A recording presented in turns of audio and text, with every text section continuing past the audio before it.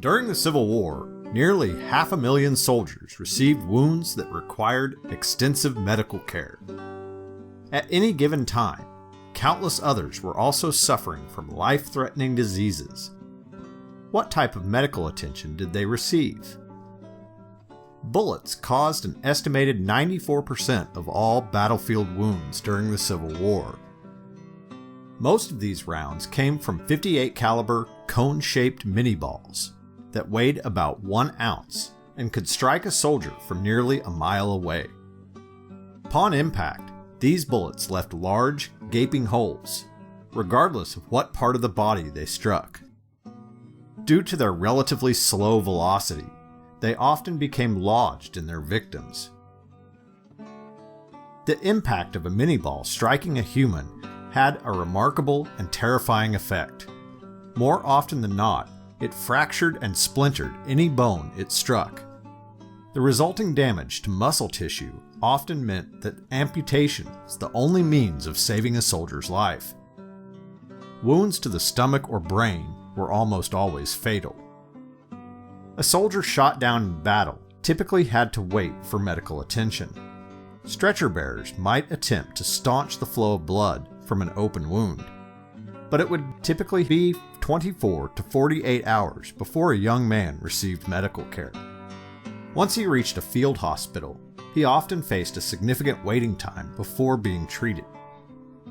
When a surgeon examined a wound, he used a finger to probe for the bullet and remove it, along with any bone fragments or pieces of cloth from the soldier's uniform. Unfortunately, doctors of the era knew very little about bacteria and the spread of diseases. As a result, they rarely cleaned their hands or medical tools before moving on to the next soldier. Consequently, infections were rampant. Despite these practices, records indicate that a young man had a 7-to-1 chance of survival if he did not bleed to death. Doctors performed more than 60,000 amputations, which accounted for 75% of Civil War surgeries. Most operations occurred outside or alongside an open window so that the limbs could be easily discarded and hauled away. Operating tables were typically nothing more than a door laid upon boxes. If surgeries took place inside a private residence, few measures were taken to limit property damage. Floors were often stained beyond repair, and the stench sometimes became so foul that the family could never live in the home again. With so many wounded soldiers, time was of the essence. An experienced doctor could remove a shattered limb in under 5 minutes. However, after battles such as Gettysburg and Franklin, a surgeon could be at this undesirable task from dawn until dusk for more than a week. If a soldier was fortunate, he received ether or chloroform as an anesthetic. However, due to shortages, many young men faced the saw with only a shot of whiskey and a bullet to bite down on. If he survived, gangrene and other infections still posed a serious threat. Fevers resulting from infections were the leading cause of death among amputees. Despite the dangers, a soldier was twice as likely to survive if an operation occurred within 48 hours of being wounded. In 1861, most Civil War surgeons were young and inexperienced. At the time, a medical degree could be obtained in only 2 years. However, many medical doctors were political appointments with no training at all. During the war, the North provided a surgeon for every 133 soldiers, while the South had one for every 324 men.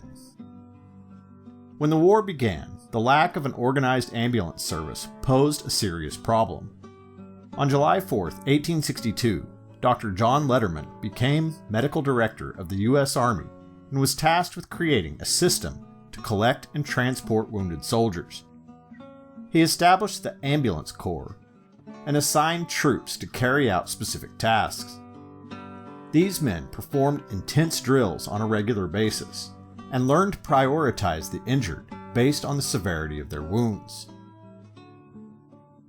Letterman developed an evacuation system that included 3 stages of medical care: field dressing stations, field hospitals, and permanent hospitals in the north. These methods were implemented during the Battle of Antietam and Fredericksburg in 1862 and showed promising results. The system became official U.S. policy in the spring of 1864 and undoubtedly saved tens of thousands of lives. The model was emulated by most Western armies and utilized throughout the end of World War I. Because of his contributions, Dr. John Letterman earned the title Father of Modern Battlefield Medicine. Diseases thrived in the filthy conditions of army camps, and soldiers feared them more than enemy bullets. Dysentery alone claimed more lives than combat. Soldiers coined many humorous nicknames for it, including the Tennessee Trots, the Virginia Quicksteps, and bowel complaint. Yet the illness was no laughing matter.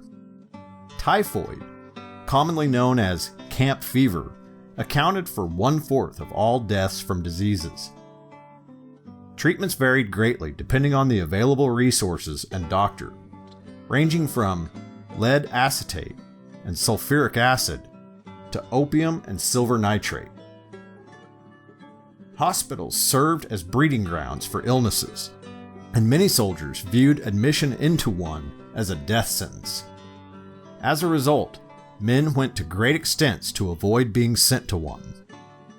Southern hospitals were typically undersupplied and less organized than those of their northern counterparts, which resulted in higher death rates. Chimborazo Hospital in Richmond, Virginia, is believed to have been the largest medical facility in the world at the time, serving an estimated 76,000 sick and wounded soldiers during the war. Lincoln Hospital in Washington, D.C. served as the primary hospital for the Army of the Potomac. During the conflict, 46,000 men received treatment in this facility.